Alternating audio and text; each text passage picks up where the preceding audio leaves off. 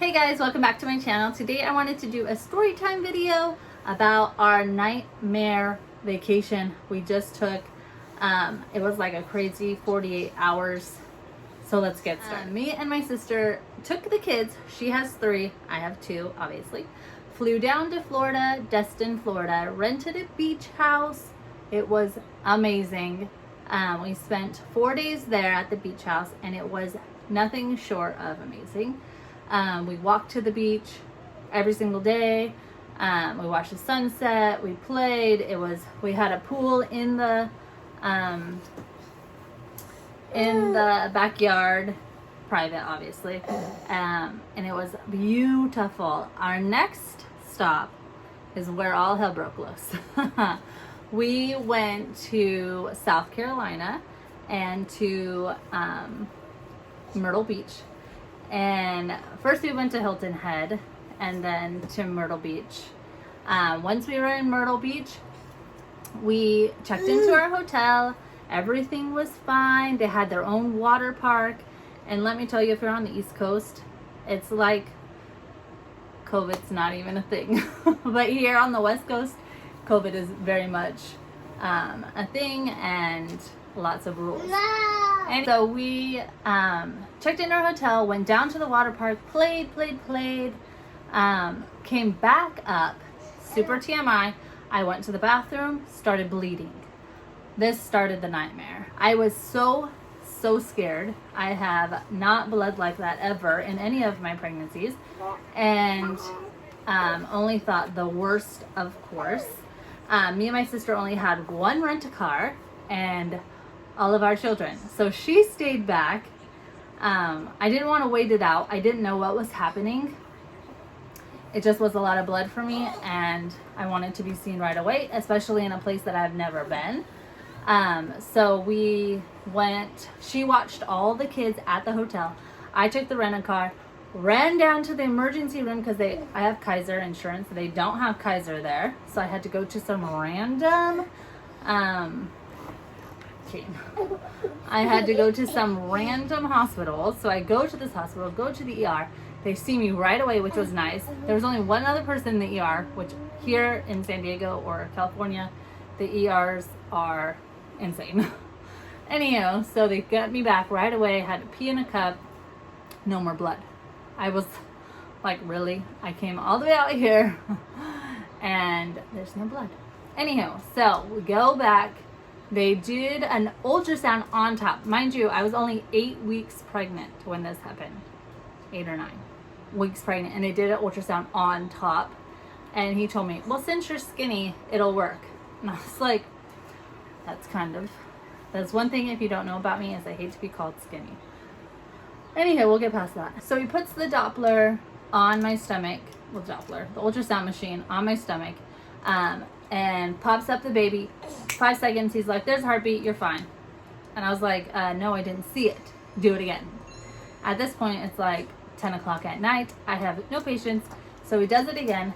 Still didn't see it. He's like on and off with it. I'm like, just let me see what's going on. So he puts it back on. I finally see a little flutter. Then they tell me that they want to transport me to the nearby hospital that has more ultrasound equipment, technology, and a person who specializes in it.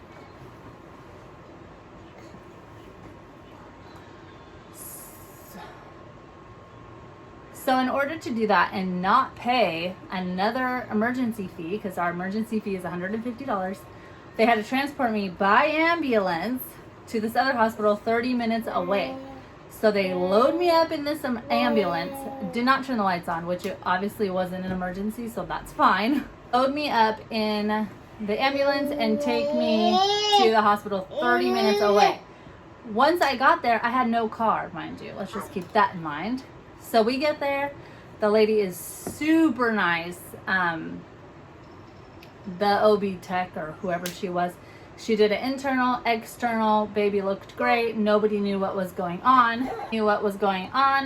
And it was about 11:30 at this point, and they had discharged me. So now I'm 30 minutes away from Myrtle Beach, 30 minutes away from my rent-a-car, 30 minutes away from everything that I knew, kind of, sort of, in that little bit of time we were there, because we had just got to Myrtle Beach. Anywho, and I had to take an Uber.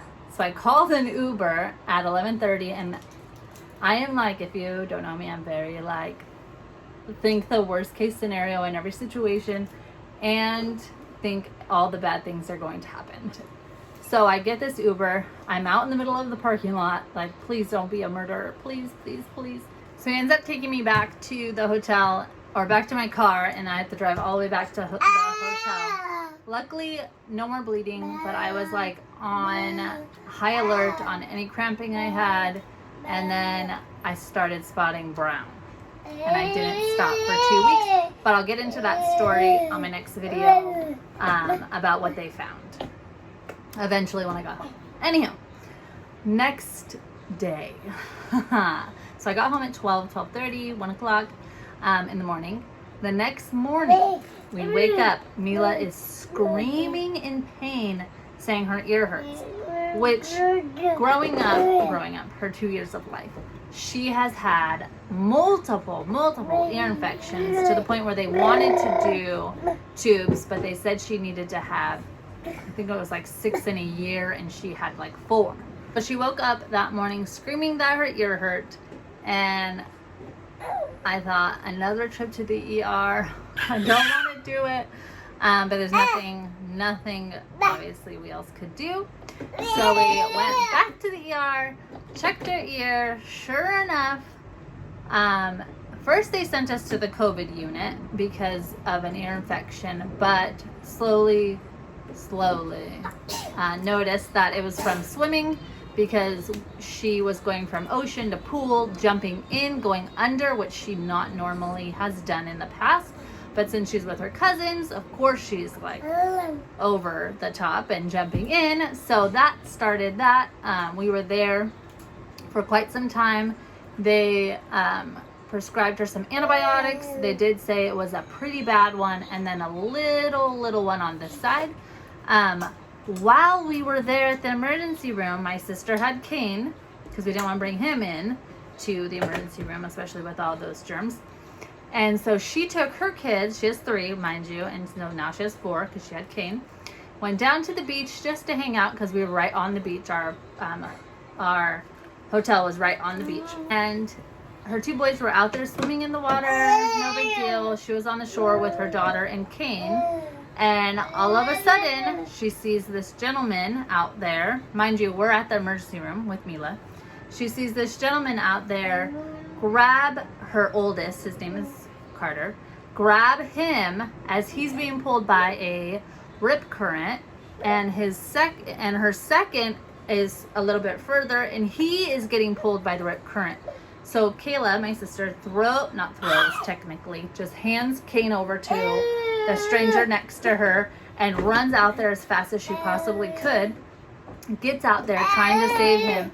The guy's yelling at his kids to go to the shore because the guy had 2 kids of his own while holding her oldest. And Kayla's going to grab her second child who's out there, and she is going. She can't reach the bottom. She's treading. She gets to one. She gets to other. She has both of them above her head by their arms, like one arm. And she starts drowning.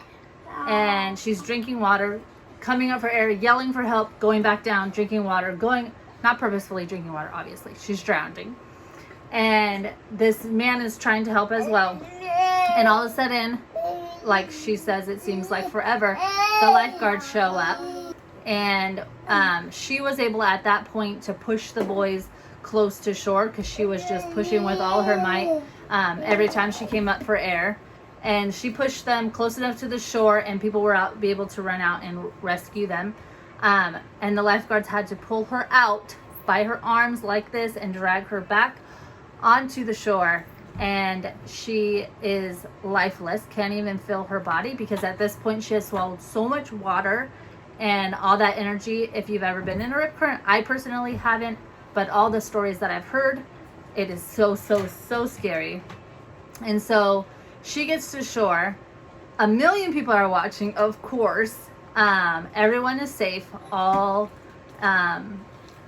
Everybody's on the shore with her, including her 2 boys and her daughter. So once they got there, they were asking her if she was okay, she needed to go to the hospital, all of those questions. She was okay, just in like pure shock. Later to come find out, the week prior to that, 2 people had passed away in the same rip current spot. And the week prior to that, 2 people, a man and his son, passed away in the same rip current and could not be saved. Luck of the draw, there was a lifeguard right where she was, but it's a lifeguard for the whole side of that beach. And so for the grace of God, there was that man who jumped in and was saving her son, and she was able to get to her other and had both. And really, we just kept saying, like, how in the world how did you live?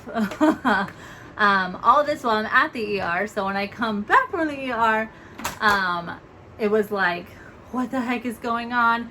We went back down, kind of poolside to get our minds, both of us, so when we got back together, to get our minds off of it. And these people were talking about it and not letting their kids in the water because they had just seen 2 kids drown and the mom and all of this stuff.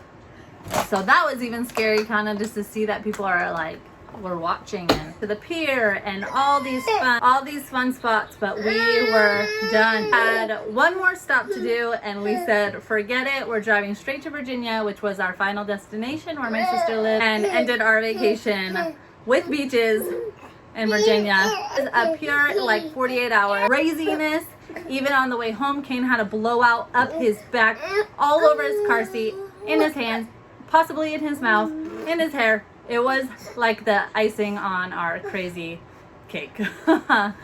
So that was it. I stayed for a week in Virginia. We relaxed and then ended up flying back to San Diego, and we vowed to never go to Myrtle Beach again. Anywho, that is my story time of our crazy 48 hours. I will keep you, my next video should be what happened with all the bleeding and the answer I got. So keep an eye out for that, and I'll see you in my next video. Bye.